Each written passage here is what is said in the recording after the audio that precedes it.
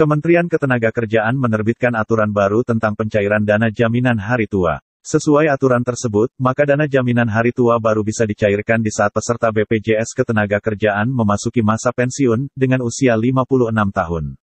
Kebijakan baru itu tertuang dalam Peraturan Menteri Ketenagakerjaan Nomor 2, Tahun 2022, tentang tata cara dan persyaratan pembayaran manfaat jaminan hari tua. Sebelum lanjut videonya, jangan lupa like dan subscribe. Oke, terima kasih. Semoga kita semua dilancarkan rezekinya. Minimum udah 10 tahun dulu, pun diambil manfaat 10%, ya, dan 30% untuk usaha dan sebagainya. Nah, jadi juga jika yang bersangkutan meninggal misalnya kan, juga dapat diberikan pada ahli waris, kan, ketentuan-ketentuan yang berlaku undang-undangnya kan. Nah, ada perubahan pengambilan JHT ini memastikan atau menjamin kesejahteraan peserta atau keluarganya. Jadi kalau misalnya kalian lah baru kerja 5 tahun diambil JHT berapa ribu rupiah duitnya, gitu ya. Nah, tapi kalau diasuransikan atau di JHT semacam dihitungnya gini, oleh JHT itu dianggap investasi sampai umur 56 tahun, ya. Sehingga dia mempunyai nilai lebih investasi. Ada nilai lebih dan pada saat pensiun dia bisa terima lumayan cukup besar. Jika dia pekerja, ya, kerja lumayan dapat ya hari tuanya. Nah, itulah tujuannya mengapa pemerintah dalam Permenaker ini mengadakan JHT, memperbaiki JHT. Sebetulnya bukan untuk tidak sejahterakan karyawan, bukan. Orang kan maunya misalnya baru kerja 2 tahun JHT berapa rupiah sih? Kan dipotong cuma 2% itu dari gaji pokok. Kalau misalnya gaji pokok dia 3 juta UMR ya, maka kalau 2% dari 3 juta itu kan cuma 30.000 kali 2 60.000 1 bulan. Setahun berapa? 720.000 setahun kan? Kalau 10 tahun baru 7 juta. Tapi kalau dia umur 56 tahun uang ini terus menerus kan, ada nilai manfaatnya semacam asuransi. Nah, itu sama dengan PNS juga demikian. Gajinya dipotong ataupun disiapkan pemerintah uang pensiunnya. Nanti diterima pada saat umur pensiun kan. Nah, mirip-mirip seperti itu.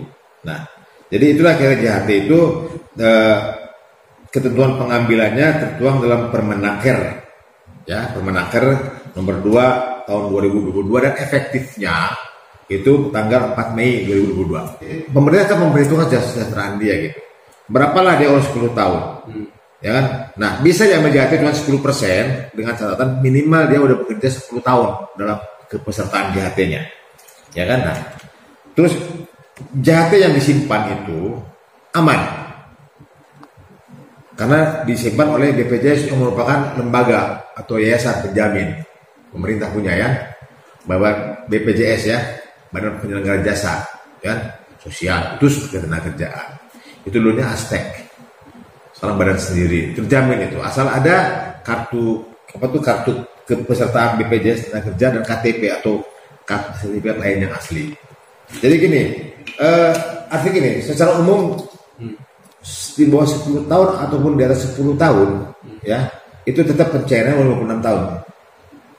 Tetap. Nah, yang di atas, yang ini boleh dicairkan itu pada saat usia minimum 10 tahun, minimum 10 tahun. Masa kepesertaan minimum 10 tahun sebelum pensiun, berarti 46 tahun. Itu bisa mencairkan JHT ketentuan sebagai berikut. Maksimum 10% dari saldo JHT untuk persiapan memasuki pensiun. Mungkin katakanlah dia total JHT terkumpul udah sekian 10 juta atau sekian juta misalnya kan, diambil maksimum 10% dari itu untuk modal awal pensiunnya aja kan itu. Dan maksimum 30% dari uang itu JHT yang tersimpan itu adalah untuk kepemilikan rumah. Itu bisa JHT itu diambil, tapi minimum 10 tahun menjelang pensiun, bukan ya, menjelang masa pensiun. Nah, tadi dikatakan bagaimana kalau sebelum 10 tahun, jangan 10 tahun, 40-30 tahun pun lebih diambil sebelum 26 tahun. Perbedaannya adalah kalau dia menjelang 10 tahun, misalnya pensiun 26 tahun. Ya.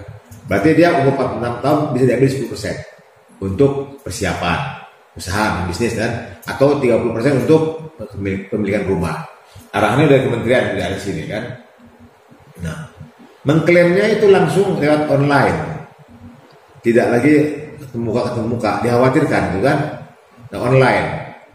Nah, itu ada sistem aplikasinya, namanya kanal-kanal BPJS Ketenagakerjaan di kantor cabang elektronik online melalui layanan tanpa kontak fisik lapak asik atau aplikasi digital jam sostek mobil JMO. Itu mereka di situ layanannya untuk yang pencairan jika sudah memenuhi syarat. Persyaratannya adalah 1 KTP, yang kedua adalah kartu peserta BPJS Ketenagakerjaan. Mana jika ada protes dari sini? Masukan, kalau kami yang mensosialisasikan masukan bagi kami sampaikan ke kementerian. Kami kan bukan dalam rangka merubah keputusan menteri, tapi kami dalam rangka melaksanakan keputusan menteri yang sudah di baku diatur.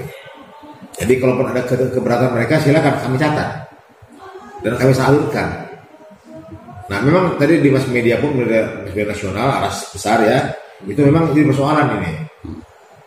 Jadi persoalan. Nah, mungkin karena kurang sosialisasi. Nah, misalnya gini, pada tahun pertama saya kerja di perusahaan A, oke, kan itu, saya masuk jaminan ke, saya sudah masuk nama saya, tiap bulan potong. Kemudian tahun ke-7 saya di PHK ya, oke, PHK ya. Nah, anggur kan, maunya diambil kan, nggak usah diambil. Nah, bahasa ini ya. Nah, sampai kerja lagi, misalnya bulan depan lagi tempat baru, dapat kerja lagi baru ya. Yang di BPJS nggak berubah. Kartunya tetap pendaftaran lagi, menyambung terus.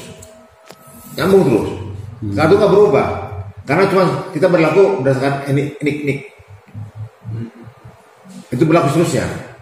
Kalau dia nggak ada pekerjaan, ada namanya jaminan Ada jaminan masalah Ada jaminan masalah ini. Jaminan PHK itu ada PHK.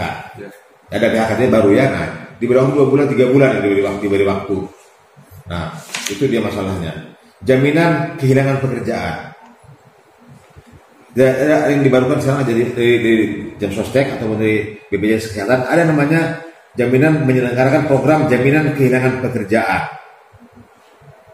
Misalnya di PHK dia, sambil nunggu pekerjaan baru kan, diberi jaminan oleh mereka. Penjaminannya apa? Uang itu. Itu nggak hilang enggak? Jaminan. Kalau misalkan mereka mengambil, nggak bisa. Nggak bisa. 26 tahun. Peraturannya 26 tahun. Itu harus yang berbayar menteri. Harus di umur 56 tahun. Iya, peraturan menteri itu. Keputusan bupati kan nggak bisa. Cabut menteri. Sebelum lanjut videonya, jangan lupa like dan subscribe. Oke, terima kasih. Semoga kita semua dilancarkan rezekinya. Cair uang itu, udah hilang. Cuma masalah penundaan waktu aja. Misalnya ikam di A, perusahaan A, berhenti ikam lah, pindah ke B. Namanya nggak berubah lagi. Namanya nggak berubah nah itu. Asalkan di jaminan ada, NIK-nya ada kan. Pindah ke C, itu nyambung terus. Akhirnya di satuan di jam sostek namanya kan. Umur 56 tahun dah hilang. Gitu. Karena ini pindah 5 tahun akhirnya mendapat 800.000. Kecil kan, ada apanya. Pindah lagi, ya kan 3 tahun, 400.000, apa artinya? Padahal kalau 800.000 dalam tempo 5 tahun, katakan udah nilainya beda, bukan lagi 1,5 juta.